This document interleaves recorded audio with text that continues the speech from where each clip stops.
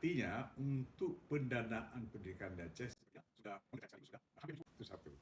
Yang kedua, saya juga bangga membaca dalam 2 hari ini ternyata USK Universitas Kuala itu masuk ranking ketiga dalam kapasitas dan urutan kemampuan pendidikannya di Aceh.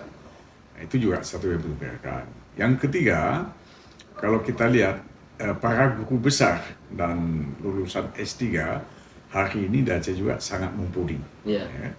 Punya kapasitas ya, Pak? Punya kapasitas. Yang keempat, pendidikan di Aceh selain pendidikan yang umum juga ada pendidikan yang sudah menjadi riwayat dan sejarah Aceh itu, jadi punya pendidikan yang disebut pesantren atau dayah. Dayah, iya.